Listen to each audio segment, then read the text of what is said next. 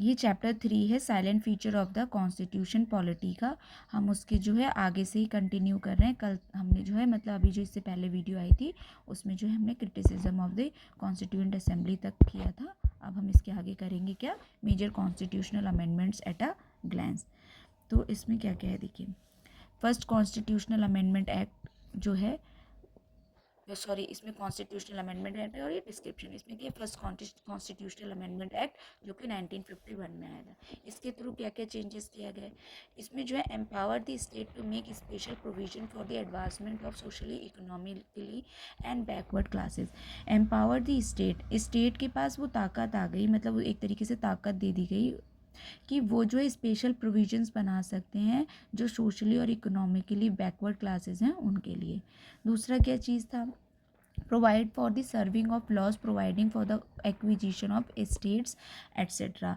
इन्होंने क्या करा कि मतलब इस अमेंडमेंट के थ्रू जो है saving the laws providing for the acquisition of estate, तो इन्होंने जो है इसके थ्रू जो है जो लॉज थे प्रोवाइड कर रहे थे क्या, एक्विजिशन ऑफ ई स्टेट, उसके लिए एक तरीके से पावर इनको मिल गई। दूसरा क्या था, the first prime minister Jawaharlal Nehru added 9 schedule to protect the land reforms and other laws included in it from judicial review. मतलब कि जो 9 शेड्यूल वाला कॉन्सेप्ट जो था वो भी फर्स्ट अमेंडमेंट कॉन्स्टिट्यूशनल अमेंडमेंट 1951 के थ्रू ऐड किया गया था। किसके द्वारा, प्राइम मिनिस्टर जवाहरलाल नेहरू द्वारा, जिसके अंडर में क्या था कि अगर कोई एक्ट या लॉ जो है बनाकर इसमें जो है इंक्लूड कर दिया जाता था तो वो जो है जुडिशियल रिव्यू से बचा रहता था। ठीक है। आफ्टरवर्ड आर्टिकल 31A ऐड किया गया, फिर 31A आया, आर्टिकल 31A और 31B वर इंसर्टेड, और इन सबको जो है इसमें जो है इंसर्ट किया गया इसमें 9 शेड्यूल में। फिर है 3 more grounds for restriction on article 19 were added. 3 more ground जो है जो कि आर्टिकल 19 को रिस्ट्रिक्ट करने के लिए ऐड की गई, वो क्या था, public order, friendly relations with foreign states and incitements to an offence. मतलब पब्लिक ऑर्डर, फिर फ्रेंडली रिलेशनशिप और फॉरेन स्टेट के लिए, और incitement to then offence. Public order मतलब आप 19 आर्टिकल 19 को जो है आप इंजॉय कीजिए, लेकिन पब्लिक ऑर्डर मेंटेन रखना पड़ेगा। फ्रेंडली और रिलेशन विद फॉरेन स्टेट्स आपको मेंटेन रखने पड़ेंगे, और इंसाइटमेंट टू एन ऑफेंस मतलब कि आप कुछ ऐसा काम नहीं करेंगे जो आप ये कहें कि आर्टिकल 19 के अंडर में हमें ये अधिकार मिला हुआ है जो कि इन सब चीज़ों के अगेंस्ट में हो। फिर तीसरा ये नेक्स्ट क्या था कि the validity of the states move to nationalise any business और ट्रेड और the same to not be invalid on the ground of violation of the right to trade and business. मतलब अगर स्टेट चाहे, यानी कि मतलब कि सेंट्रल चाहे या स्टेट चाहे, तो वो सरकार जो है किसी भी बिजनेस को जो है वो नेशनलाइज कर सकती है, चाहे वो कोई ट्रेड हो या कोई बिजनेस हो, और इस चीज़ को जो है अपने अधिकार का उल्लंघन नहीं माना जाएगा कि आप जो है ट्रेड, राइट टू ट्रेड और बिजनेस के अधिकार का उल्लंघन हो रहा है क्योंकि सरकार जो है पर्टिकुलर ट्रेड और बिजनेस को नेशनलाइज कर रही है। इसी देखो कई सारे फिर जो जाके जो बैंक्स वगैरह हैं उनका नेशनलाइजेशन हुआ था आगे चलकर। फिर है कि 7th कॉन्स्टिट्यूशनल अमेंडमेंट एक्ट आया 1956 में। इसके अंडर में क्या था कि extended the jurisdiction of high court to union territories. इसने जो है जो हाई कोर्ट की जो ज्यूरिसडिक्शन पावर है ना उसे यूनियन टेरिटरीज तक एक्सटेंड कर दिया।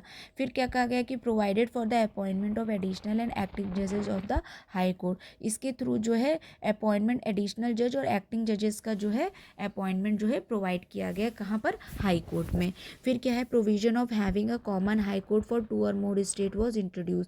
अब देखो पहले क्या था कि जब एक स्टेट होती थी तो उसी का एक हाई कोर्ट होता था, लेकिन इस एक्ट के थ्रू, इस कॉन्स्टिट्यूशनल अमेंडमेंट के थ्रू क्या हुआ कि इन्होंने ऐसा कर दिया, जैसे कि अब मान लो उस टाइम पे बहुत सारे स्टेट बाइफरकेट कर रहे थे तो तुरंत के तुरंत उसी स्टेट में एक नया हाई कोर्ट, अब मान लो जैसे कि जैसे कि कोई सा भी स्टेट ले लो जो 2 पार्ट में डिवाइड हुआ हो, ठीक है, जैसे आंध्र प्रदेश और वो है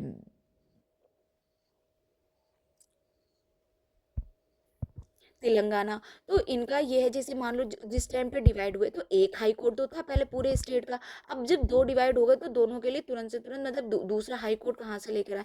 तो ऐसी स्थिति से निपटने के लिए इन लोगों ने क्या करा कि मतलब उस टाइम पे, ये तो खैर बाद में अभी बाइफरकेट हुए हैं, लेकिन जो उस टाइम पे हुए थे तो उनके लिए क्या करा गया कि मतलब एक ही हाई कोर्ट रहेगा ऐसे किसी दो स्टेट के लिए, या एक हाई कोर्ट रहेगा किसी एक यूनियन टेरिटरी और एक स्टेट के लिए, ठीक है। ऐसे वाला प्रोविजन ऐड किया गया।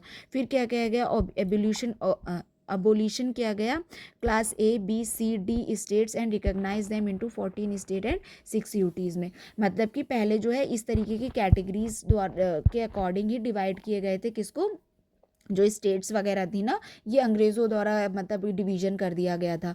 लेकिन जो है ये जो है इस डिवीज़न को जो है इस एक्ट के थ्रू जो है अमेंडमेंट के थ्रू जो है ये हटा दिया गया, और फिर 14 स्टेट और 6 यूटीज़ जो है 1956 में टाइम पर मतलब कि इस्टेब्लिश की गई।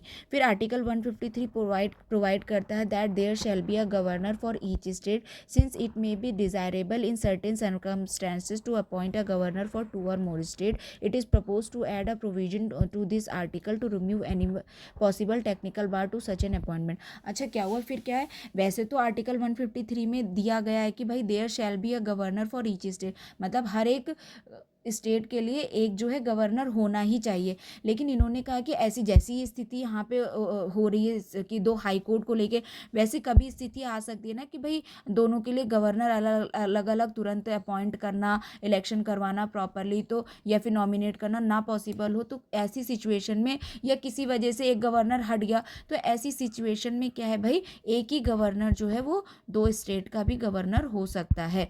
ये भी एक प्रोविजन इसमें ऐड किया गया है कि ये वाली फीचर भी इसमें ऐड करो कि ऐसी भी सुविधा मतलब हो सके आगे चलकर, अगर ऐसी कोई सिचुएशन आती है तो। फिर 9th कॉन्स्टिट्यूशनल अमेंडमेंट आया 1966 में। अच्छा ये देखो, जैसे ये फर्स्ट है, ये 7th है, फिर ये 9th है, ऐसा नहीं है कि बीच में कॉन्स्टिट्यूशनल अमेंडमेंट आए नहीं है, लेकिन बात ये है ना कि कुछ अमेंडमेंट ऐसे हैं जो बहुत इंपॉर्टेंट है एग्जाम पॉइंट ऑफ व्यू से, तो वही जो अमेंडमेंट है वो यहाँ डिस्कस किए गए हैं। बाकी और भी हैं, ये जो लाइन वाइज है ना, ये सारे अमेंडमेंट हैं, लेकिन फिलहाल यहाँ पे जो है कुछ ही डिस्कस किए गए, ठीक है। तो 9th कॉन्स्टिट्यूशनल अमेंडमेंट आया 1960 में। इसमें क्या कहा गया कि जो एडजस्टमेंट था इंडियन टेरिटरी का as a result of Indo Pak agreement 1958 with Pakistan, जो एडजस्टमेंट था इंडियन टेरिटरी का, इंडियन टेरिटरी भाई डिवाइड हुई थी जो 1947 में, तो उस टाइम पे तो उन्होंने एक मतलब आप सोचो कि भाई इतनी बड़ी लैंड बाउंड्री है, उसको आप दो हिस्से में किस हिसाब से मतलब एकदम परफेक्शन के साथ कैसे डिवाइड कर दोगे। तो कुछ ऐसा हो गया भाई, टेरिटरी जो डिस्प्यूट रह गया, टेरिटोरियल डिस्प्यूट, तो उनको जो है ये एक्ट आया जो इससे रिजॉल्व किया गया, और इंडो पाक एक एग्रीमेंट साइन हुआ कब, 1958 में विद पाकिस्तान। फिर वह cession of Indian territory of Berubari union West Bengal to Pakistan, और इसी एक्ट के through 9th constitutional amendment act के जो 1960 में आया, इसके थ्रू जो है जो बेरूबारी यूनियन वाला जो वेस्ट बंगाल वाला जो हिस्सा था, टेरिटरी थी इंडिया की, वो जो है पाकिस्तान को सौंप दी गई, ठीक है। फिर क्या हुआ कि 14 कॉन्स्टिट्यूशनल अमेंडमेंट एक्ट आया कब, 1962 में। इसमें क्या कहा गया, जो इनकॉर्पोरेटेड पुडुचेरी इन दी इंडियन यूनियन, जो इंडियन यूनियन है यहाँ पे जो है पुडुचेरी को इनकॉर्पोरेट कर दिया गया, इंडियन यूनियन में मिला लिया गया। फिर क्या है मतलब कि क्योंकि पहले जो पुडुचेरी जो था वो फ्रेंच के कंट्रोल में था ना, तो फिर उसको जो है फिर इंडियन यूनियन में मिला लिया गया। फिर क्या है, provided for the creation of legislature and council of ministers for the union territories of the Himachal Pradesh, Manipur, Tripura, Goa, Daman Diu और पुडुचेरी। देखो ये वाला जो टाइम है ना, इस टाइम पे भी बहुत से नए नए स्टेट जो है बन रहे थे, कुछ स्टेट दो स्टेट एक में मिल रहे थे, एक स्टेट दो में हो रहे थे, अलग अलग नए स्टेट्स बन रहे थे।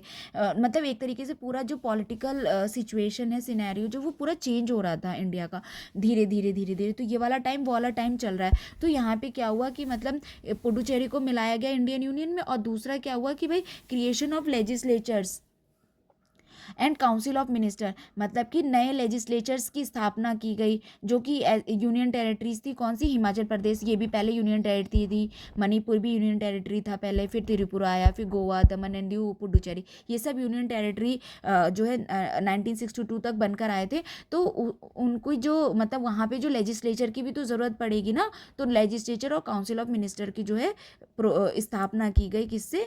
14 कॉन्स्टिट्यूशनल अमेंडमेंट 1962 द्वारा। फिर क्या है? 16 कॉन्स्टिट्यूशनल अमेंडमेंट आया 1963 का। इसने क्या करा? Expanded the government authority to limit free speech and assemblies for the national unity and safety required. इसने क्या करा? एक्सपेंड कर दिया क्या? गवर्नमेंट की authority to limit free speech and assemblies for national unity and safety. मतलब कि पहले जो आर्टिकल 19 है उसमें जो है फ्रीडम ऑफ स्पीच ऑलरेडी मतलब दिया हुआ है, वो फंडामेंटल राइट है। लेकिन इसके द्वारा क्या किया गया कि भाई आप ये नहीं है कि आप कहीं पे जाके देश के खिलाफ भाषण देने लगो कि भैया फंडामेंटल राइट है मेरा कुछ भी बोलने का अधिकार। आपको बोलने का अधिकार है लेकिन कुछ भी बोलने का अधिकार नहीं है। अगर यूनिटी और इंटीग्रिटी, देश की यूनिटी और इंटीग्रिटी पे कोई सवाल आप उठाओगे या उसके अगेंस्ट में जाके काम करोगे तो आपकी वो फ्रीडम ऑफ स्पीच जो है वो नहीं मानी जाएगी और आपको वो ऐसी कोई भी फ्रीडम ऑफ स्पीच और असेंबली का अधिकार नहीं दिया जाएगा। फिर दूसरा कहता है required oath of office to include commitments to Indian unity. फिर एक ओथ ऑफ ऑफिस जो है, जो मतलब जो बोलते हैं ना ओथ लेने वाला, जो एक तरीके से कसम खाने वाला जो आ जाता है, तो ऐसा ओथ लेने वाला जो है ऑफिस जो इंक्लूड किया गया ताकि इंडियन की यूनिटी पे कोई आँच ना आए। फिर 24th कॉन्स्टिट्यूशनल अमेंडमेंट 1971 द्वारा क्या किया गया? Affirm the power of parliament to amend any part of the constitution including fundamental right. इसने जो है क्या करा है कि मतलब अफर्म कर दिया, कन्फर्म कर दिया क्या कि पार्लियामेंट के पास ऐसी पावर है, ऐसी कोई सी भी पावर है जो कि अमेंड कर सकती है कॉन्स्टिट्यूशन का, इंक्लूडिंग फंडामेंटल राइट तक। वो फंडामेंटल राइट तक को वो जो है क्या कहते हैं अमेंड कर सकती है। Made it compulsory for the president to give his assent to a constitutional amendment bill. और इसी एक्ट के द्वारा जो है, इसी अमेंडमेंट के द्वारा क्या कहते हैं ये लागू किया गया कि मतलब कि प्रेसिडेंट का एसेंट जो है वो कंपलसरी है किसमें? कॉन्स्टिट्यूशनल अमेंडमेंट बिल में। प्रेसिडेंट का एसेंट मतलब प्रेसिडेंट अगर कॉन्स्टिट्यूशनल अमेंडमेंट बिल प्रेसिडेंट के पास जो है गया है और उसके एसेंट के लिए, तो प्रेसिडेंट जो है उस पर एसेंट देगा ही, उसके पास कोई ऑप्शन नहीं है कॉन्स्टिट्यूशनल अमेंडमेंट बिल को लेकर, ठीक है। फिर 25th कॉन्स्टिट्यूशनल अमेंडमेंट जो है क्या कहते हैं ये 1971 में आया। इसमें क्या कहा गया कि limited right to property and protected laws under article 39B और C from challenges based on an article 14, 19 and 31। मतलब जो आर्टिकल 14 है राइट टू इक्वलिटी है, आर्टिकल 19 जो है ये जो है उससे रिलेटेड है किससे? जो फ्रीडम ऑफ स्पीच वगैरह है, इस एक्सप्रेशन है, असेंबली वगैरह है। और जो आर्टिकल 31 है ये प्रॉपर्टी वाला जो राइट था।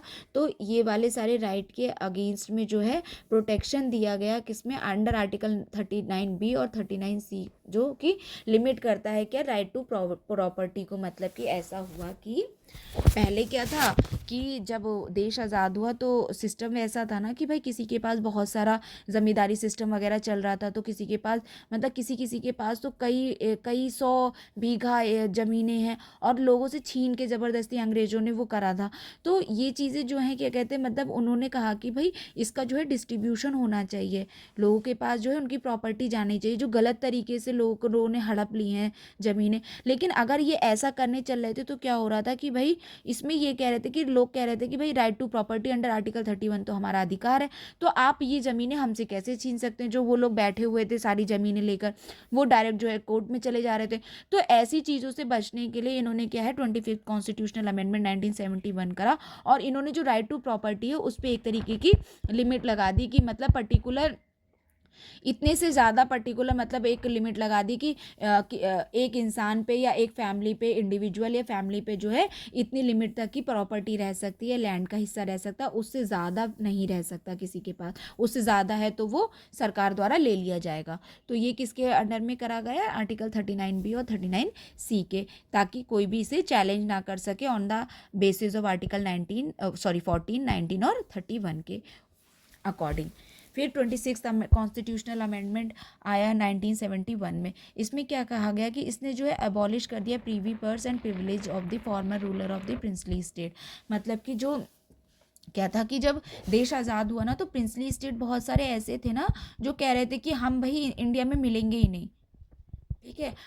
खाली प्रिंसली स्टेट नहीं, बहुत सारे ऐसे थे देश को, मतलब वो समझ लो कि एक तरीके से जो अंग्रेजों ने फूट डालने वाला काम करा था वो एक तरीके से सक्सेसफुल हो जाता, अगर उस टाइम के लीडर जैसे जो पटेल सर, सॉरी पटेल जी थे, सरदार वल्लभ भाई पटेल और नेहरू।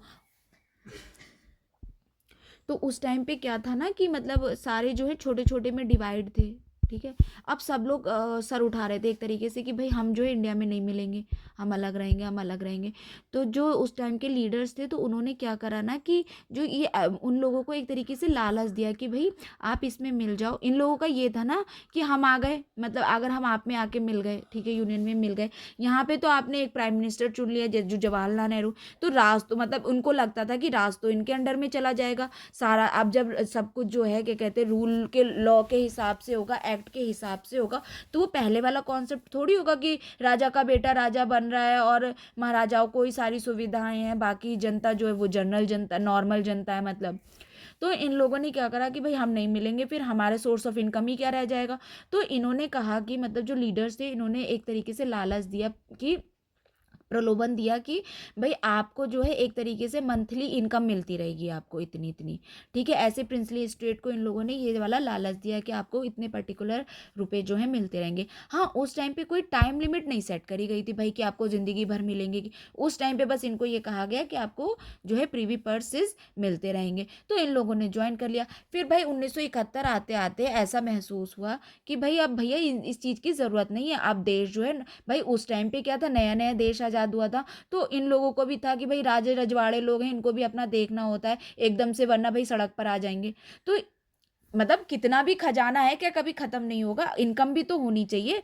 तो और इनके फिर रहन सहन ठाट बाट सब थे, उसको कंटिन्यू करने के लिए पैसे की तो ज़रूरत है। तो उस टाइम पे तो ये चीज़, ये एक तरीके से सुविधा दे दी गई। लेकिन 1971 में आते आते मतलब इनको लगा कि भाई जो लीडर्स थे कि भाई अब जो है इस चीज़ की ज़रूरत नहीं है, और अब जो है राजा और प्रिंसली स्टेट वाला जो है सिस्टम भी नहीं चलेगा। इन लोग के पास ऑलरेडी जो है इन लोगों ने अपने अपने एक तरीके से क्या बोलते हैं बिजनेस में को अडॉप्ट कर लिया, और उस टाइम पॉलिटिको जो पॉलिटिकल सिचुएशन थी उसके अकॉर्डिंग जो है अपने आप को ढाल लिया। तो ये प्रीविपर्स को जो है ख़त्म कर दिया गया। फिर 35th कॉन्स्टिट्यूशनल अमेंडमेंट आया 1974 में। इसमें क्या करा गया कि जो terminated the protectorate status of Sikkim, confirm the status of an associate state of the Indian union.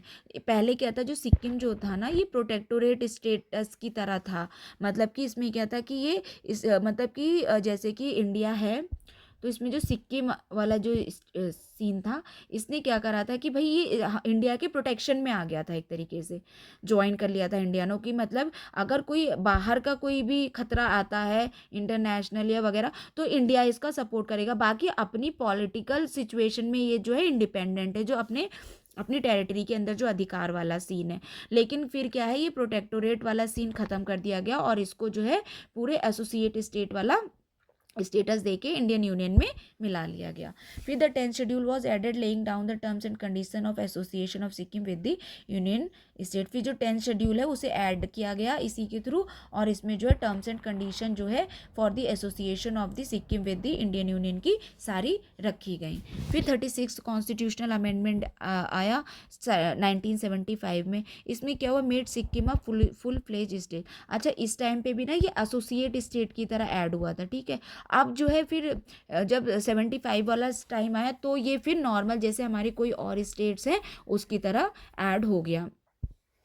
अब देखो यहाँ पे तीन चीज़ें बोल रखी हैं, मतलब एक है प्रोटेक्टोरेट स्टेटस, एक है एसोसिएट वाला स्टेटस, और फिर है फुल फ्लेज्ड स्टेटस। देखो जो प्रोटेक्टोरेट स्टेटस होता है ना, उसमें क्या है, प्रोटेक्टोरेट जो is a state that is protected by a larger state. इसमें क्या होता है, प्रोटेक्ट करा जाता है सिर्फ एक लार्जर स्टेट द्वारा।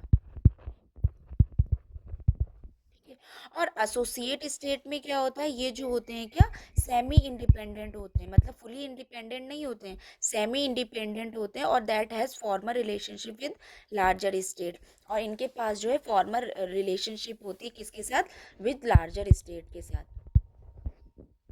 ठीक है, सेमी इंडिपेंडेंट होते हैं और फॉर्मल रिलेशनशिप होती है लार्जर रिलेशन स्टेट के साथ। मतलब दोनों में क्या फ़र्क है, इस वाले स्टेटस में सिर्फ प्रोटेक्ट करता है लार्जर स्टेट, तो इस केस में क्या है, जो सिक्किम जो था वो प्रोटेक्टर स्टेट था, प्रोटेक्टोरेट, और जो लार्जर स्टेट था वो क्या था, इंडिया। ठीक है, फिर एसोसिएट स्टेट में भी सिक्किम था, एसोसिएट स्टेट। ठीक है, और लार्जर स्टेट कौन था, इंडिया। इसमें क्या कर रहा था, इंडिया जो है, मतलब ये जो है इंडिया के अंडर में था, और ये सेमी इंडिपेंडेंट था, फुली इंडिपेंडेंट नहीं था, सेमी इंडिपेंडेंट था, और जो है अपने फॉर्मर रिलेशनशिप थे इसके हमारे इंडिया के साथ। ठीक है, और फुल फ्लेज्ड में क्या हो गया, फिर इसकी जो ये जो सेमी इंडिपेंडेंट वाला सीन था ना, ये ख़त्म हो गया, मतलब कि ये जो है फिर फुली जो है इंडिया के अंडर में आ गया। अब इसका सारा जो रिलेशनशिप है इंटरनेशनल वाला या इससे रिलेटेड जो भी मैटर है वो सारा इंडियन यूनियन के अंडर में आ गया। ठीक है, तो ये 3 तरह के स्टेट थे। ठीक है, तो ये जो 36 कॉन्स्टिट्यूशनल अमेंडमेंट था 1975 का, इसमें जो है सिक्किम जो है फुल फ्लेज स्टेट की तरह बन गया ऑफ द इंडियन यूनियन, और ओमिटेड द 10 शेड्यूल। फिर क्या है, 39 कॉन्स्टिट्यूशनल अमेंडमेंट आया 1975 का, election of the president, vice president, prime minister and the speaker of the Lok Sabha beyond the scrutiny of the Indian courts, introduced during the time of emergency 1975 to 1977। अच्छा, क्या हुआ, ये जो 39 कॉन्स्टिट्यूशनल अमेंडमेंट था 75 का, इसमें क्या हुआ, जो इलेक्शन ऑफ प्रेसिडेंट है, वाइस प्रेसिडेंट है, प्राइम मिनिस्टर है, और स्पीकर जो होते हैं लोकसभा के, उनका सबका इलेक्शन जो है उसे जो है स्क्रूटनी ऑफ द जो इंडियन जैसे हाई कोर्ट हो गए या सुप्रीम कोर्ट हो गए, इनसे जो है अलग कर दिया गया, मतलब इनके जुरिडिक्शन पावर के बाहर कर दिया गया। ठीक है, इंट्रोड्यूस ड्यूरिंग दी, और ये कब इंट्रोड्यूस हुआ है, ड्यूरिंग एमरजेंसी, जबकि एमरजेंसी का टाइम क्या क्या था, 1975 से 1977 तक, ये जो था इंदिरा गांधी वाला टाइम था। ठीक है, जब इंदिरा गांधी प्राइम मिनिस्टर थी। उसके बाद क्या है, 42nd कॉन्स्टिट्यूशनल अमेंडमेंट है, इसको मिनी कॉन्स्टिट्यूशन की भी तरह भी देखा जाता है, मतलब इसने काफ़ी सारा जो ज़्यादा चेंजेस थे वो कॉन्स्टिट्यूशन में किए।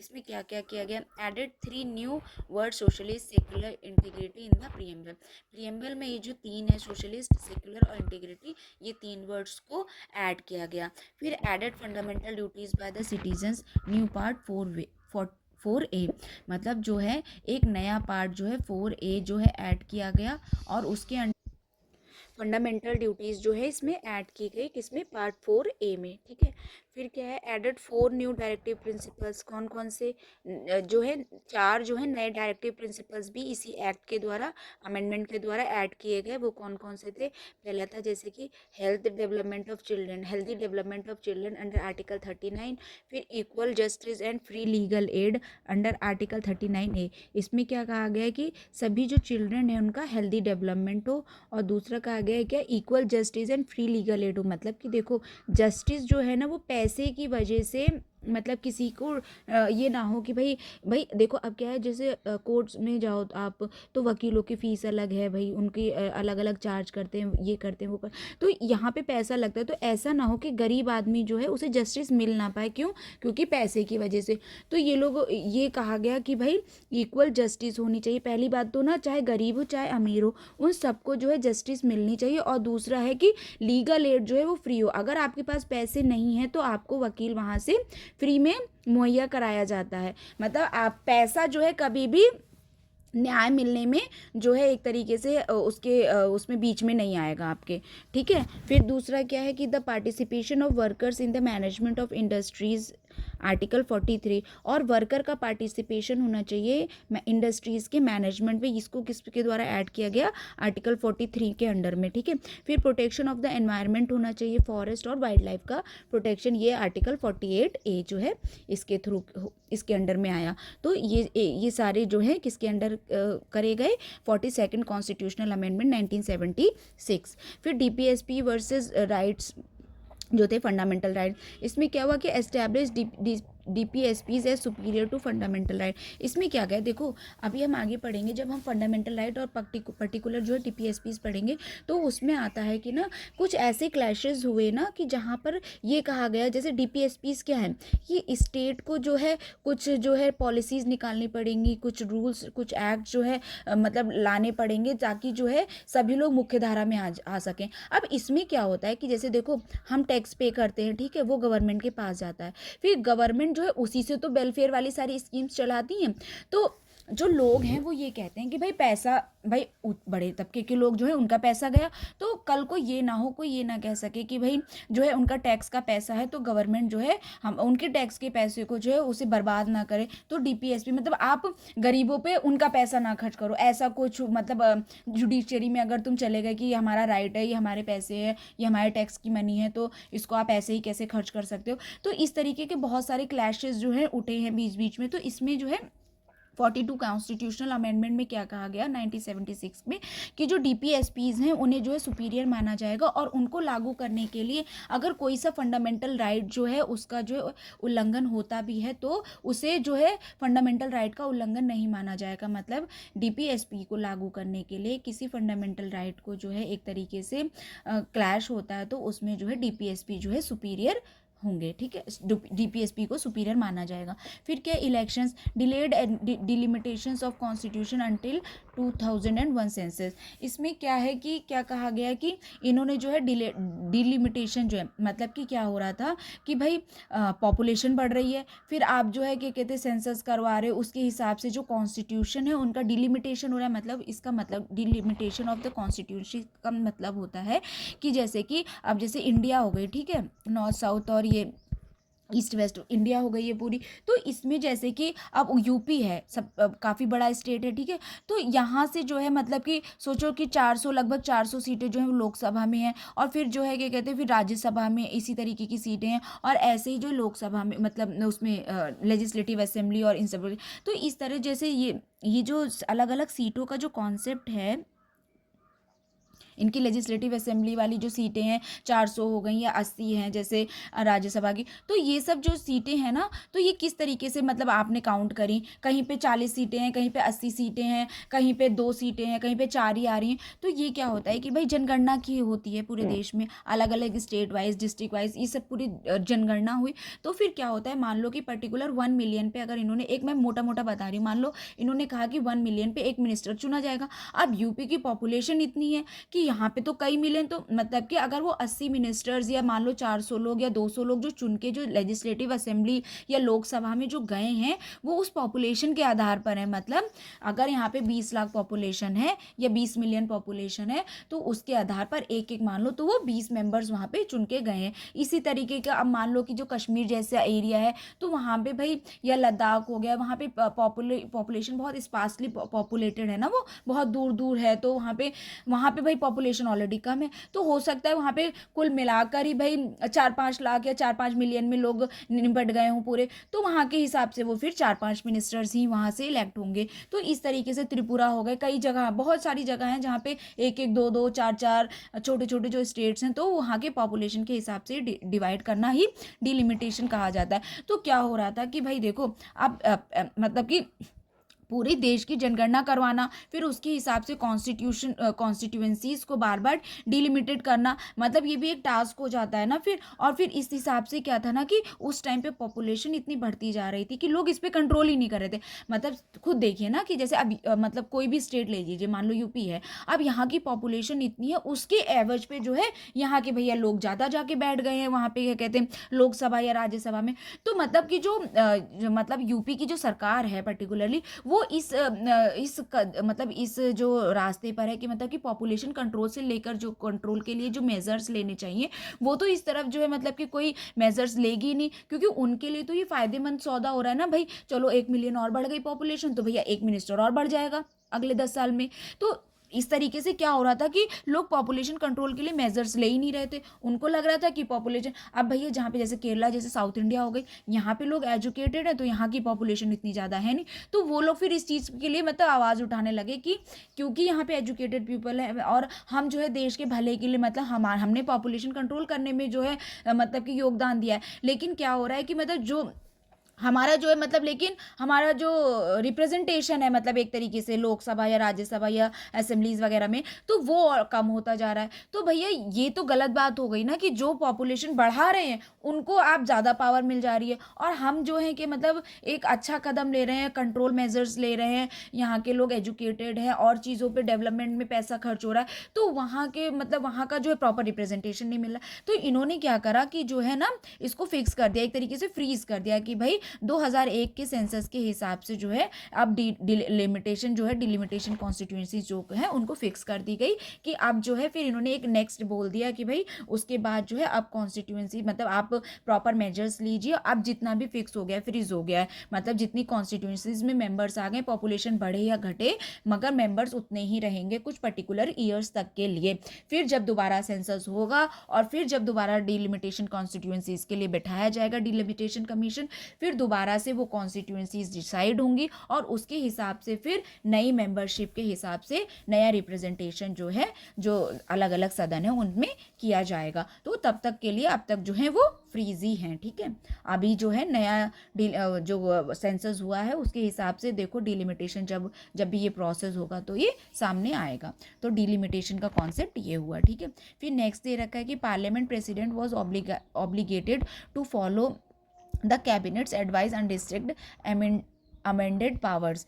मतलब इसमें कहा गया कि प्रेसिडेंट जो है उनको ये ऑब्लिगेट कर दिया गया कि वो फॉलो करेंगे cabinet advice unrestricted amended power से। मतलब जो कि जैसे कि इनका क्या था कि इन लोगों ने अपने आप को एक तरीके से 24th कॉन्स्टिट्यूशनल अमेंडमेंट के थ्रू क्या कर दिया था, अपने आप को एक अनरेस्ट्रिक्टेड पावर दे दी थी ना कि वो किसी भी चीज़ में अमेंडमेंट कर सकते हैं, इवन जो है फंडामेंटल राइट्स में भी अमेंडमेंट कर सकते हैं और उसमें जो है जुडिशरी जो है इंटरफेयर नहीं करेगी। तो इसमें इन लोगों ने ये भी कहा कि इस ये जो 42nd कॉन्स्टिट्यूशनल अमेंडमेंट में इसमें ये इंक्लूड किया गया कि जो प्रेसिडेंट है वो जो है कैबिनेट की एडवाइस को जो है वो जो है मतलब कि उसको फॉलो ही करना पड़ेगा, वो एक तरीके से ऑब्लिगेट है, उसको वो रूल मानना ही, मतलब जो भी कैबिनेट एडवाइस दे रही है उसके खिलाफ नहीं जा सकते प्रेसिडेंट, ठीक है। उनको वो जो है अमेंडमेंट पावर के लिए जो भी वो कह रहे हैं मतलब जो भी कॉन्स्टिट्यूशनल में अमेंडमेंट कर रहे हैं वो उनको मानना ही पड़ेगा वो उस एडवाइस को, ठीक है। फिर आया है कि judiciary limited supreme courts review power, amendment became immune to challenges. मतलब क्या हुआ कि सुप्रीम कोर्ट पावर जो थी रिव्यू करने की, मतलब आप देखो आप खुद ही इन लोगों ने क्या करा 24th कॉन्स्टिट्यूशनल अमेंडमेंट के थ्रू वो इंक्लूड कर लिया ना कि भाई सुप्रीम कोर्ट इससे नहीं आ सकती। फिर एक 9th शेड्यूल जो उन लोगों ने ऐड कर लिया कि अगर हम पर्टिकुलरली उसमें, अब सरकार तो उस टाइम पे मेजोरिटी में ही चल रही थी ना कांग्रेस की, तो इन लोगों ने क्या करा जो भी आर्टिकल बनाते थे जो भी अमेंडमेंट लेकर आते थे ये ले जाके उसको 9th शेड्यूल में डाल देते थे। अब क्योंकि 9th शेड्यूल में डाल दिया तो भाई जुडिशियल रिव्यू हो नहीं सकता उसका, तो कोर्ट इंटरफेयर कर नहीं सकती, तो इस तरीके से एक तरीके से मनमानी ढंग वाला जो काम था वो चलने लगा। तो फिर जो है सुप्रीम इस तरीके से यहाँ पे कहा जा रहा है जो सुप्रीम कोर्ट की जो रिव्यू पावर थी उसको जो है लिमिट कर दिया गया। फिर amendment became immune to challenges, और जो ये लोग अमेंड कर रहे थे उनको कोई चैलेंज ही नहीं कर सकता था कि भैया ये इनकी कॉन्स्टिट्यूशनलिटी जो है चेक करो, मतलब कि सही है या गलत है। अपने मनमानी ढंग से जो सरकार जो भी अमेंडमेंट लेकर आ रही थी वो जो है चैलेंजेस नहीं हो सकते थे, उन्हें एक तरीके से इम्यूनिटी प्रदान हो गई थी क्योंकि वो इन लोगों ने अपने आप को जो है 24th कॉन्स्टिट्यूशनल अमेंडमेंट और 9th शेड्यूल जैसे मतलब जो अमेंडमेंट थे इन लोगों ने अपने हक में कर लिए थे। फिर आता है कि federalism shifted 5 subjects to concurrent list: education, forest, weights and measures, protection of wildlife and wild animals and birds, and administration of justice। फिर इन्होंने क्या कहा जो फेडरलिज्म वाले कॉन्सेप्ट थे इन्होंने 5 सब्जेक्ट जो थे वो कंकरेंटली, फेडरलिज्म जो स्टेट लिस्ट थी उससे जो है कंकरेंट लिस्ट में जो इन लोगों ने ट्रांसफर कर दी। वो कौन कौन से सब्जेक्ट थे, एजुकेशन हो गया, फॉरेस्ट हो गया, वेट एंड मेजर्स हो गया, protection of wild animals birds हो गया, और एडमिनिस्ट्रेशन ऑफ जस्टिस। मतलब कि ये सारे जो है पहले स्टेट सब्जेक्ट से फिर इनको जो है ट्रांसफर कर लिया गया किसमें, कॉन्करेंट लिस्ट में। अब देखो कॉन्करेंट लिस्ट में जब ट्रांसफर कर लिया तो इससे क्या फायदा हो गया, क्योंकि कॉन्करेंट लिस्ट में जो है ओवरराइडिंग पावर है सेंट्रल की, और तो यहाँ पे जो है इनके लिए ये आसान हो गया, और फिर इस पे जो है दोनों लोग अपने अपने लॉ बना सकते हैं, लेकिन जब अगर स्टेट ने भी सेम लॉ बना लिया तो इनके पास ओवरराइडिंग पावर आ जाएगी। तो इसलिए ये एक तरीके से इम्पॉर्टेंट सब्जेक्ट है, इस पे दोनों लोग लॉ बना सकते हैं, ठीक है, इसलिए इनको ट्रांसफ़र कर दिया गया। फिर आया emergency provision, allowed localised emergency extended president rule to 1 year. इन लोगों ने क्या करा कि अलाउ कर ली क्या, लोकलाइज इमरजेंसी प्रेसिडेंट रूल जो है वो लगभग 1 साल के लिए, पहले जो था 6 मंथ के लिए लगता था, फिर इन्होंने कर दिया कि प्रेसिडेंट रूल अब 1 साल के लिए भी लग सकता है। फिर आया कि 43 कॉन्स्टिट्यूशनल अमेंडमेंट था 1977 का। इसमें क्या क्या चेंजेस किए गए, restore the original position of the high court and moreover now the high court is considered as the principal civil court of original jurisdiction in each state and union territory, as they shall have the jurisdiction to declare any central law to be constitutionally invalid। फिर इन्होंने क्या करा ना कि restore करा original position of the high court. इन्होंने काफ़ी सारे, देखो जो ऊपर जो अमेंडमेंट्स लेकर आए ना, ये एक तरीके से टसल वाला सीन चल रहा था, किसमें, जो जुडिशरी थी और जो गवर्नमेंट थी, ठीक है, इन दोनों के बीच में जो है ये टसल वाला सीन चल रहा था। मतलब कि जुडिशरी जो है इनके जो लॉज ये बना रहे थे ना, उन्हें नल एंड वॉइड की करार दे रही थी कॉन्स्टिट्यूशनलिटी के चक्कर में। तो फिर भाई इन लोगों में एक तरीके से टसल वाली स्थिति आ गई थी। गवर्नमेंट को जुडिशरी के जो डिसीजन थे वो पसंद नहीं आ रहे थे, और जुडिशरी के जो गवर्नमेंट द्वारा अमेंडमेंट लाए जा रहे थे, या जो ये लोग पूरा कॉन्स्टिट्यूशन को एक तरीके से तोड़ मरोड़ रहे थे, वो पसंद नहीं आ रहा था। तो इन्होंने क्या करा कि ये जो 43rd कॉन्स्टिट्यूशनल अमेंडमेंट था, इसके थ्रू क्या हुआ, फिर जुडिशरी की जो पावर थी, वो हाई कोर्ट की जो पावर थी, वो उनको वापस मिल गई। और मोर ओवर अब क्या हो गया कि जो हाई कोर्ट है उसे कंसिडर किया जाने लगा कि वो प्रिंसिपल सिविल कोर्ट है of original jurisdiction in each state, और वो जो है ओरिजिनल ज्यूरिसडिक्शन है उसके पास हर स्टेट में। ओरिजिनल ज्यूरिसडिक्शन मतलब होता है कि कुछ केस जो है, मतलब कि ऐसा नहीं है कि उसके पास जो है वे ऑफ अपील आएंगे, डायरेक्टली उनके पास भी आ सकते हैं, ठीक है, ऐसे। तो in each state and union territory, as they shall have the jurisdiction to declare any central law to be constitutionally invalid। और इनके पास ये पावर भी आ गई कि जो भी अगर सेंट्रल कोई सा लॉ बना रहा है, तो अगर वो कॉन्स्टिट्यूशनली इनवैलिड है, तो उसके हाई कोर्ट के पास ये पावर आ गई कि वो सेंट्रल के लॉ को इनवैलिड करार दे सकता है, अगर कुछ उनको लगता है कि ये ठीक नहीं है। तो 44 कॉन्स्टिट्यूशनल अमेंडमेंट एक्ट आया फिर नेक्स्ट कब, 1978 में। इसने क्या करा, replace the term internal disturbance by armed rebellion in respect of national emergency. क्या था, नेशनल इमरजेंसी में जो है पहले जो शब्द लिया गया था वो क्या था, इंटरनल डिस्टर्बेंस।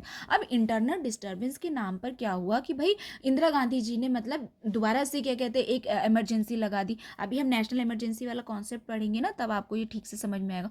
तो उस टाइम पे उन्होंने कहा कि भाई जो इंटरनल डिस्टर्बेंस लिखा हुआ है कॉन्सेप्ट, मैंने इस बेसिस पे इमरजेंसी डिक्लेयर कर दी है। उसमें क्या था, इमरजेंसी उन्होंने किस बेसिस पे कर दी थी कि भाई जो ये पॉलिटिकल लीडर्स हैं वो उनके अकॉर्डिंग नहीं चल रहे, इंटरनल डिस्टर्बेंस हो रहा है, उनको लग रहा है कि इमरजेंसी लगाना चाहिए, उन्होंने इमरजेंसी लगा दी। तो इस चीज़ को मतलब कि ये फ्यूचर में ना रिपीट हो, इसके लिए क्या करा इन्होंने, इंटरनल डिस्टर्बेंस जो था इस टर्म को ही रिप्लेस कर दिया, और प्रॉपर आर्म्ड रिबेलियन का टर्म डाला गया उसमें, ताकि मतलब कि आप इसका वेग वर्ड का वेग मतलब निकाल के आप कुछ भी अपनी मनमानी ना कर सको।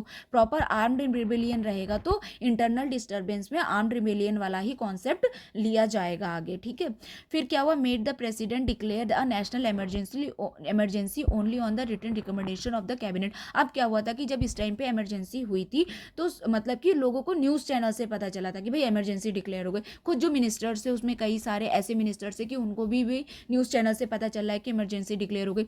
तो फिर अब क्या बोला गया कि ऐसा नहीं है कि कल को प्राइम मिनिस्टर उठे और उनका मन कर रहा है कि भाई नेशनल इमरजेंसी डिक्लेयर कर देनी चाहिए, तो उन्होंने डिक्लेयर कर दी। जबकि अब ऐसा नहीं होगा, अब जो है प्रेसिडेंट डिक्लेयर करेगा नेशनल इमरजेंसी, किसके कहने पर, रिटन रिकमेंडेशन होना चाहिए भाई कैबिनेट का, तभी जो है नेशनल इमरजेंसी डिक्लेयर होगी। पहले क्या था कि प्राइम मिनिस्टर का मन किया और उन्होंने प्रेसिडेंट से जाके कहा और प्रेसिडेंट ने जो है इमरजेंसी डिक्लेयर कर दी। तो ऐसा कोई भी अब जो है आगे से फॉलो नहीं होगा, और रिटन रिकमेंडेशन बहुत ज़रूरी है किसकी, कैबिनेट की।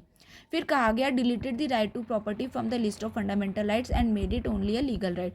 फिर क्या हुआ कि इन्होंने जो है, अब तक जो है चला आ रहा था कि राइट टू प्रॉपर्टी जो था वो जो है आर्टिकल 31 जो था ये जो है फंडामेंटल राइट में रखा गया था कि भैया भैया ये जो है मतलब कि एक तरीके से हमारा फंडामेंटल राइट है और इसे हमसे कोई नहीं छीन सकता। इसके लिए जो लोग हैं डायरेक्ट सुप्रीम कोर्ट या हाई कोर्ट जा सकते हैं। तो अब इस चीज़ को जो है डिलीट कर दिया गया। क्या मतलब ये जो राइट टू प्रॉपर्टी जो था, ये वाला राइट जो है फंडामेंटल राइट से हटा दिया गया और इसे सिर्फ अब जो है कॉन्स्टिट्यूशन में अलग जगह पे इसे जो है जगह मिली और इसे कहा गया क्या, लीगल राइट। ठीक है, सिर्फ ये नॉर्मल लीगल राइट है कि भाई ऐसा नहीं है कि कोई भी आपकी प्रॉपर्टी आया और छीन के चला गया, ऐसा नहीं है। लीगली अगर कुछ ऐसे प्रोविजन है, अगर सरकार भी कोई डेवलपमेंट वाला प्रोजेक्ट बना रही है तो उसके लिए प्रॉपर प्रोसीजर है कि भाई वो भी ले सकते हैं, लेकिन उसके लिए भी उन्हें प्रॉपर प्रोसीजर फॉलो करना पड़ेगा, ये नहीं है। और फिर मुआवजा वगैरह देना पड़ेगा, ये अभी हम आगे पढ़ेंगे। ठीक है, कैसे क्या इसका प्रोसीजर फॉलो होता है। ठीक है, फिर है कि provided the fundamental right guaranteed bye article 2021 can not be suspended during a national emergency. फिर क्या कहा गया, जो दो आर्टिकल हैं, आर्टिकल 20 और आर्टिकल 21, इन दोनों फंडामेंटल राइट को क्या कहते हैं, नेशनल इमरजेंसी के द्वारा जो है क्या कहते हैं, इसे सस्पेंड नहीं किया जाएगा। क्योंकि जब नेशनल इमरजेंसी डिक्लेयर होती है ना, तो फंडामेंटल राइट्स जो है, कोर्ट जाने का अधिकार लोगों का सस्पेंड हो जाता है। लेकिन ये दो राइट जो हैं वो नेशनल इमरजेंसी के समय भी अपने आप सस्पेंड नहीं होंगे। फिर आता है 52nd कॉन्स्टिट्यूशनल अमेंडमेंट। इसमें क्या कहा गया है,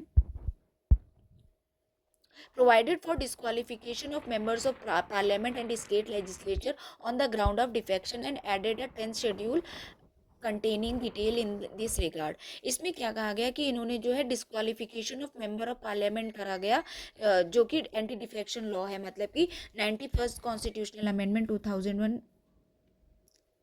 का standard and defection law by removing exceptions of for splits. अच्छा देखो, इसमें क्या गया था, ये शायद 85 में आया था, 1985 में, ये 10 शेड्यूल वाला सिस्टम जो है। इसमें क्या था कि ना, कुछ पार्लियामेंट्री मेंबर्स क्या होते थे ना कि अपने पर्सनल प्रॉफिट के लिए भाई इधर से उधर जा रहे हैं, दूसरी पार्टी को ज्वाइन कर ले रहे हैं। इससे क्या हो रहा है कि जो प्रेजेंट सरकार है वो गिर जा रही है। मतलब आपके पास कोई रीज़न होना चाहिए, प्रॉपर आपके पास टाइम होना चाहिए। तो इसके लिए प्रॉपर पहले कोई प्रोसीजर नहीं था, जिसका मन हो रहा था जिधर जा रहा था, सरकारें गिर जा रही थी इतनी फ्रीक्वेंटली, फिर दूसरी सरकारें बन रही थी। इस तरीके से ना पॉलिटिकल इंस्टेबिलिटी एक तरीके से क्रिएट हो गई। तो इस चीज़ को जो है रोकने के लिए जो है ये एंटी डिफेक्शन लॉ लाया गया। फिर 91st जो कॉन्स्टिट्यूशनल अमेंडमेंट एक्ट था 2001 का, इसी के एवज में जो है काम किया गया।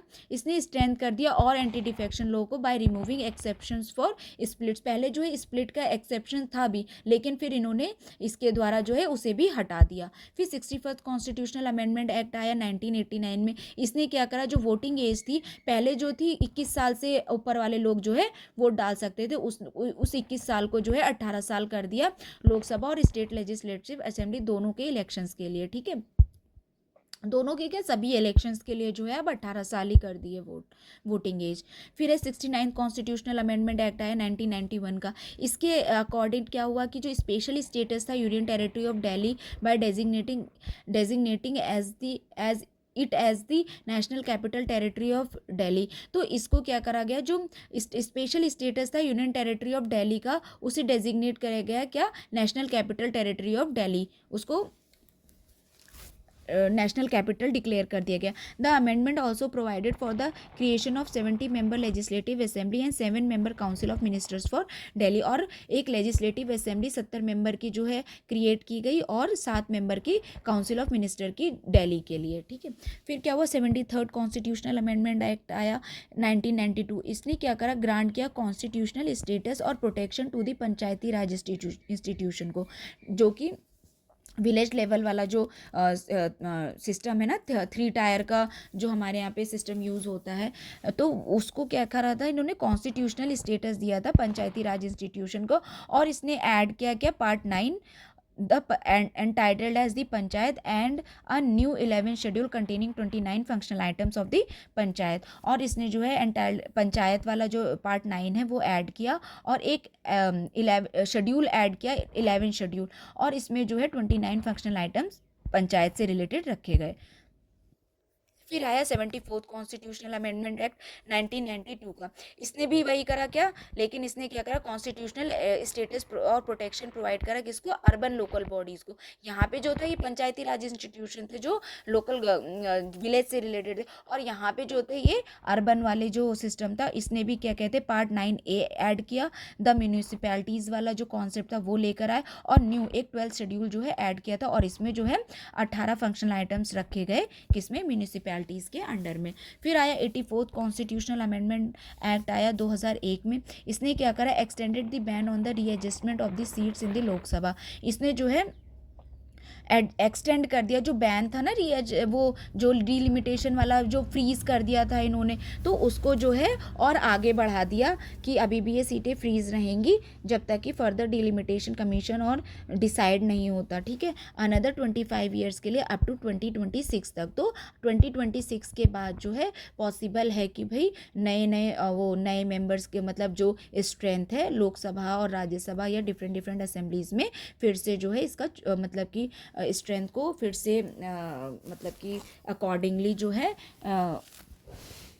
एक तरीके से क्या कहते हैं उसे कि मतलब फिर से फिक्स किया जाए, ठीक है, डिफरेंट डिफरेंट स्टेट और उसके हिसाब से पॉपुलेशन के according, with the same objective of encouraging population limiting measure. और ये बिल्कुल भी नहीं चाहते हैं कि ना कि बताइए सीट आप बढ़ाते रहो, क्यों, क्योंकि पॉपुलेशन बढ़ रही। तो इस तरीके से ना जो पॉपुलेशन कंट्रोल करने का जो मेज़र लेना चाहिए ना वो फिर लेगा ही नहीं कोई स्टेट। उनको तो ये लगेगा कि ये तो अच्छी बात है, पॉपुलेशन बढ़ाते रहो, हमारी मेंबरशिप जो है वो बढ़ती रहेगी। फिर आया 86 कॉन्स्टिट्यूशनल अमेंडमेंट एक्ट आया 2002 का। इसने क्या करा, made elementary education a fundamental right under article 21। यहाँ पे क्या हुआ, एलिमेंट्री एजुकेशन जो है उसे फंडामेंटल राइट बना दिया गया अंडर आर्टिकल 29, जो है 6 से 14 साल तक के बच्चों के लिए जो है, इसमें जो है ये 6 से 14 वाले जो उम्र के बच्चे होते हैं उनको जो एजुकेशन देनी होती है वो क्या कहते हैं एकदम फ्री रहेगी, ताकि जो है बेसिक जो है डेवलपमेंट हो सके शिक्षा के क्षेत्र में, ठीक है। फिर क्या है, change the subject matter of article 45 in directive principle. और जो आर्टिकल 45 है उसका जो है सब्जेक्ट मैटर चेंज कर दिया गया किसमें, डायरेक्टिव प्रिंसिपल में। अभी हम ये सारे आर्टिकल जो है आगे पढ़ेंगे जो इसी से रिलेटेड है, मतलब कि अंडर, अच्छा ये जो था अंडर आर्टिकल 21A वाला, ये जो आ जाता है ना, इसमें ये आ जाता है राइट टू इक्वालिटी, ठीक है। तो ये जो है मतलब इसमें जो एलिमेंट्री एजुकेशन वाला है, और ये जो है ये फंडामेंटल राइट में, और ये जो है डीपीएसपी में चेंजेस किए गए। फिर आया कि added new fundamental duty under article 51A में, और इससे ही रिलेटेड एक 51A में आर्टिकल फंडामेंटल ड्यूटी में, इसमें जो है इसमें ये कहा गया कि पेरेंट्स को जो है मतलब कि एक तरीके से कहा गया है कि भाई आप बच्चों को शिक्षा ग्रहण करवाना आपकी जिम्मेदारी है एक तरीके से, ये आर्टिकल अभी हम इसे डिटेल में पढ़ेंगे। फिर आया 89th कॉन्स्टिट्यूशनल अमेंडमेंट है एक्ट है 2003 का। इसने क्या करा, bifurcated the erstwhile combined national commission for schedule caste and schedule tribe into 2 separate bodies, namely national commission for schedule caste and national commission for schedule tribes. इन्होंने क्या करा कि जो national commission for schedule caste और national commission for tribe था ना, इनको मतलब कि पहले एक ही बॉडी हुआ करती थी, फिर इसको जो है 2 बॉडी में बाइफरकेट कर दिया गया अंडर आर्टिकल 338 और आर्टिकल 338A। जो 338 वाला आर्टिकल था वो national commission for schedule cast है, और जो national commission for schedule tribe है उसके लिए आर्टिकल है आर्टिकल 338A। फिर है 97 कॉन्स्टिट्यूशनल अमेंडमेंट 2011 का। इसमें क्या कहा गया है कि जो constitutional status and protection to cooperative societies था, it made the following 3 changes. जो कोऑपरेटिव सोसाइटी से रिलेटेड जो कॉन्स्टिट्यूशनल स्टेटस और प्रोटेक्शन का जो प्रोसीजर वगैरह थे, फीचर्स थे, वो जो है उसमें जो है फॉलोइंग चेंजेस किए गए। क्या क्या किए गए, it made the right to form cooperative societies a fundamental right under article 90। इसने जो है कोऑपरेटिव सोसाइटी बनाने के राइट को जो है फंडामेंटल राइट डिक्लेयर कर दिया अंडर आर्टिकल 19। फिर इसने इंक्लूड किया एक नया directive principle of state policy on the promotion of the cooperative society. Cooperative society के प्रमोशन के लिए एक नया डीपीएसपी जो है ऐड किया गया, और एक नया पार्ट भी ऐड किया गया क्या 9B, जिसमें जो है in the constitution which is entitled the cooperative society, जो कोऑपरेटिव सोसाइटी से रिलेटेड था। फिर आया 99 कॉन्स्टिट्यूशनल अमेंडमेंट एक्ट 2014 का। इसमें क्या कहा गया कि जो formation of national judicial appointment commission था, अच्छा इसमें क्या करा सरकार ने जो है ना, अब देखो जब 2014 में सरकार चुनकर आई तो इन्होंने क्या करा कि भाई पहले इन्होंने सोचा ना कि भाई जुडिशरी पे थोड़ा लगाम लगाई जाए, तो इन्होंने जो है नेशनल जुडिशियल अपॉइंटमेंट कमीशन जो है बनाकर रख दिया, जो कि जुडिशियल अपॉइंटमेंट करेगा। इन 2015 अ 5 जजेस constitutional bench of supreme court by 4:1 majority upheld the collegium system and struck down the NJAC as unconstitutional. लेकिन देखो भाई सुप्रीम कोर्ट पे अगर आप बिल्कुल लगाम लगा दोगे ना तो फिर कॉन्स्टिट्यूशनैलिटी की तो कॉन्स्टिट्यूशन सुप्रीम कैसे रह जाएगा, फिर तो आप अपनी मनमानी ढंग से काम करोगे। तो जो है सुप्रीम कोर्ट ने जो है इस कॉन्स्टिट्यूशनल अमेंडमेंट को जो है, जो एनजेसी वाला था, जो सुप्रीम कोर्ट में जो अपॉइंटमेंट को लेकर जो इन लोगों ने एक तरीके से कमीशन का गठन किया था, तो इसको जो है नल एंड वॉइड कर दिया। और उन्होंने जो है पहले जो कोलिजियन सिस्टम चला आ रहा था ना, उसी को कंटिन्यू करने को कहा कि वही सिस्टम जो है अपॉइंटमेंट्स के लिए फॉलो होगा, और एनजेएसी को अनकॉन्स्टिट्यूशनल डिक्लेयर कर दिया, ये कहते हुए कि ये बेसिक स्ट्रक्चर का हनन है। फिर 100 कॉन्स्टिट्यूशनल अमेंडमेंट एक्ट आया 2015 में। ये किससे रिलेटेड था? Land boundary agreement between India and Pakistan में कुछ जो है मतलब ऐसे थे, कुछ उनके एंक्लेव जो थे वो इंडिया में थे, कुछ इंडियन एंक्लेव जो थे वो बांग्लादेश में थे, तो दोनों ने मिलकर जो है क्या कह रहा है, अपनी अपनी बाउंड्रीज मतलब वो एंक्लेव जो है एक दूसरे को सौंपे हैं। फिर 101 कॉन्स्टिट्यूशनल अमेंडमेंट एक्ट था 2017 का। इन्होंने इंट्रोड्यूस कर, इसके द्वारा क्या इंट्रोड्यूस हुआ है, goods and services tax in the country from 1 जुलाई 2017 से इसको जो है गुड्स एंड सर्विसेज टैक्स को लाया गया। फिर 102 वाला जो कॉन्स्टिट्यूशनल अमेंडमेंट एक्ट है 2018 का, इसके थ्रू क्या करा गया, इन्होंने जो है कॉन्स्टिट्यूशनल स्टेटस प्रोवाइड किया किसको, national commission for backward classes को, अंडर आर्टिकल 338B। अभी देखो यहाँ पे क्या था ना, 338 था और 338A था, ये शेड्यूल कास्ट के लिए था और ये शेड्यूल ट्राइब के लिए था। यहाँ पे क्या किया इन्होंने, अदर जो national commission for backward classes जो थी उनके लिए भी एक तरीके से आर्टिकल के अंडर प्रोविज़न कर दिया, कॉन्स्टिट्यूशनल स्टेटस प्रोवाइड कर दिया किसके, अंडर आर्टिकल 338B। फिर आया 103 कॉन्स्टिट्यूशनल अमेंडमेंट एक्ट जो था 2019 का। इसने क्या करा, प्रोवाइड करा a maximum 10% reservation for economically weaker section. इन्होंने जो इकोनॉमिकली वीकर सेक्शन है, जैसे जो जनरल कैटेगरी में आते हैं, उसमें से भी जो 10% लोग हैं वो जो बहुत ज़्यादा मतलब कि एक तरीके से इकोनॉमिकली वीकर सेक्शन है, उनको जो है मुख्य धारा में लाने के लिए उन्हें रिजर्वेशन प्रदान किया गया। तो इंट्रोड्यूस आर्टिकल 15(6) में और 16(6) में जो ऐड किया गया, ग्रांटिंग अप टू 10% रिजर्वेशन, 10% तक का रिजर्वेशन दिया गया for economically weaker section EWS among non OBC and non SC ST group. जो OBC नहीं है और जो SC ST नहीं है उनमें से जो है 10% इकोनॉमिकली वीकर सेक्शंस को जो है रिजर्वेशन दिया गया। Group of admission into government job excluding minority run institution, मतलब ये जो रिजर्वेशन दिए जाएंगे ये माइनॉरिटी रन इंस्टीट्यूशन में जो है नहीं, उनको अलग रखा है, उसके अलावा बाकी जगह पे ये लागू होगी। This amendment was upheld by the supreme court bench with 3:2 majority. और ये जो अमेंडमेंट है ये सुप्रीम कोर्ट ने जो है मतलब कि एक तरीके से मान लिया कि चलो ठीक है भाई, वीकर सेक्शन के लिए है 3:2 के मेजॉरिटी के द्वारा।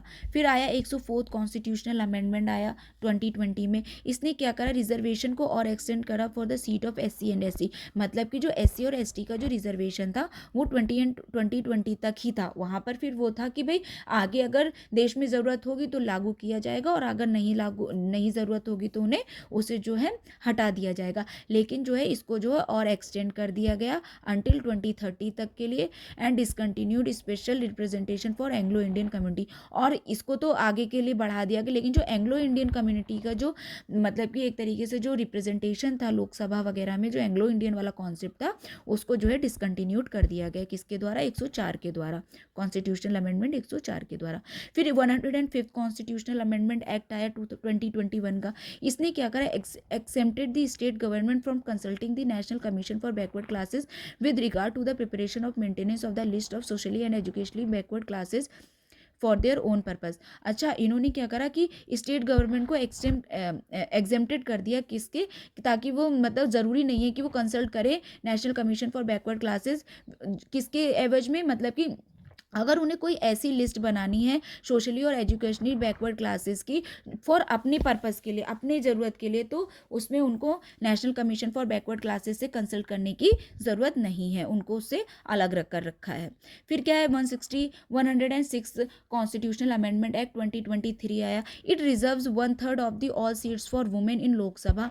इसने जो है 1/3 जो है सीट जो है लोकसभा में मतलब वुमेन्स के लिए जो है रिजर्व कर दी हैं। सिर्फ लोकसभा में ही नहीं, स्टेट लेजिस्लेटिव असेंबलीज में भी, और legislative assembly of national capital territory of Delhi including those reserve for SC and ST। अच्छा, मतलब कि हर लेवल पे, मतलब SC ST हो, ये जो नॉर्मल जो सीट्स थी वहाँ पर भी सब जगह पे 1/3 का जो है कॉन्सेप्ट आ गया है कि वुमेन्स के लिए रिजर्वेशन रहेगा। कहाँ पे, जो लोकसभा हो गई वहाँ लेजिस्लेटिव असेंबलीज में, और लेजिस्लेटिव जो स्टेट लेजिस्लेटिव असेंबली हो गई या लोकसभा हो गई, या जो नेशनल कैपिटल टेरिटरी है दिल्ली, वहाँ की जो लेजिस्लेटिव असेंबली है इंक्लूडिंग SC ST वाली सीट्स पर भी। ठीक है, तो ये अब तक जो थे ये काफ़ी इंपॉर्टेंट कॉन्स्टिट्यूशनल अमेंडमेंट है, और काफ़ी सही तरीके से मैंने अपनी तरफ से समझाने की कोशिश करी है। अगर कुछ आपको लग रहा हो तो आप कमेंट कर दीजिएगा, मैं आगे से उसे सुधारने की कोशिश करूँगी। हो सकता है मुझसे भी कहीं कुछ गलती हो गई हो। Thank you. अब हम आगे की वीडियो नेक्स्ट पार्ट में लेकर आएंगे। ठीक है, आगे कंटिन्यू करेंगे कहाँ से, evolution of the basic structure doctrine से लेके। Thank you.